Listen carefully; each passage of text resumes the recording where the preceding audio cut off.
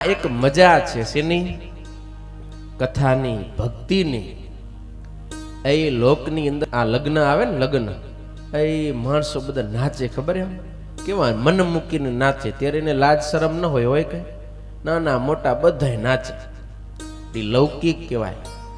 જ્યારે ભગવાનનો જન્મ મહોત્સવ હોય, આવી કથા હોય, કીર્તન ધૂન થતી હોય ને એમાં જે નાચે ને એ ભગવાનની ભક્તિનું નૃત્ય છે. એમાં આપણે શરમ ન રાખવી જોઈએ, લોકલાજ એમાં આડી ના આવવી જોઈએ. મીરા અને નરસિંહ જો લોકલાજે શરમાત તો એ ભગવાનનું ભજન કરી ન શકે. માટે લોકલાજ શરમને મૂકી અને કૃષ્ણ ભક્તિમાં જે મગન બની જાય ને એના ઉપર ભગવાન ખૂબ રાજી થાય. સુખદેવજી મહારાજ કહે કે હે પરીક્ષિત રાજન, નંદસ્તુ આત્મજ ઉત્પન્ને જાતઃ આહલાદ. ગોકુળની અંદર લાલાનો જન્મ નથી થયો. સમજાય તમને? ગોકુળમાં લાલાનો જન્મ નતો થયો. કેનો જન્મ થયો તો?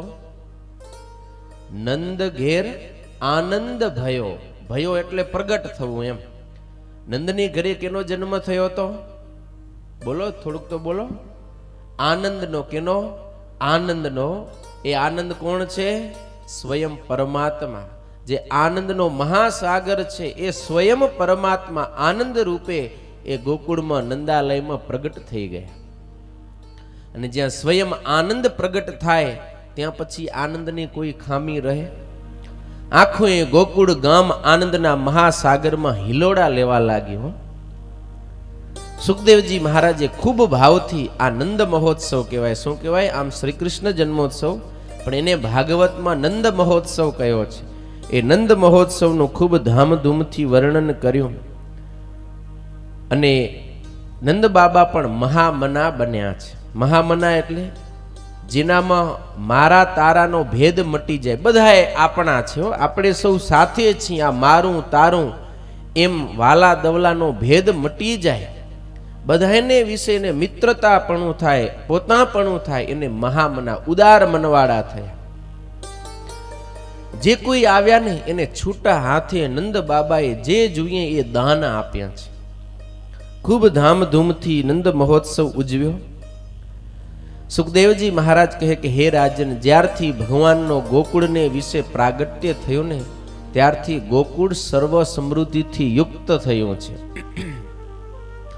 તત આરભ્ય નંદસ્ય વ્રજ સર્વ સમૃદ્ધિમાન હરેર નિવાસાત્મ ગુણૈ રમા ક્રીડમ ભુન રૂપ. રમા ક્રીડમ ભુન રૂપ.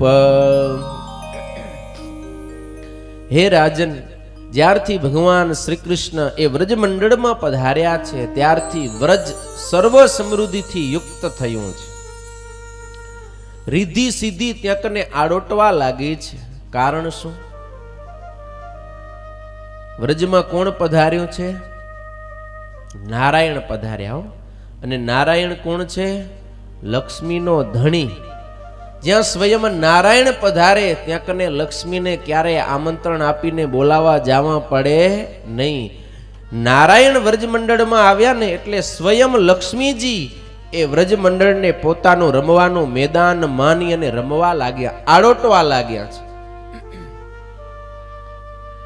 હવે જો તમને બધાને લક્ષ્મીજી તો ખપે ને. લક્ષ્મી એટલે ખબર કઈ? ખબર હે? ધનલક્ષ્મી. હો, હા, રૂપિયા બધાને ખપે.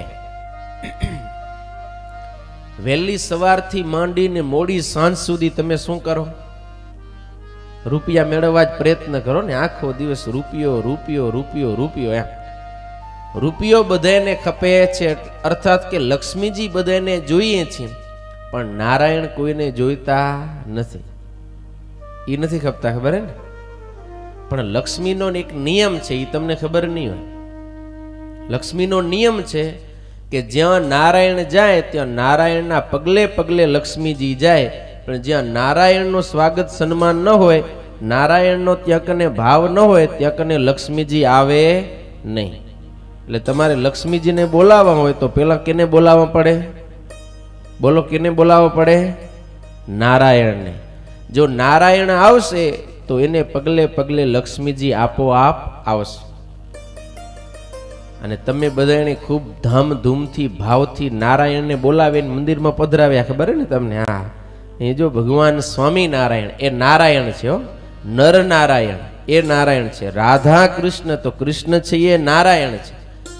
નારાયણને આપણે બોલાવ્યા ને રાખ્યા ક્યાં? મંદિરમાં બેસાડી દીધા હો.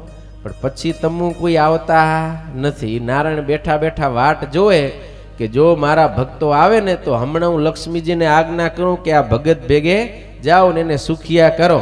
પણ ભગત આવે જ નહીં તો નારાયણ શું કરે? એવું હે કેવું હે એમ ને? હા, એટલે આવજો હો તમે બધા.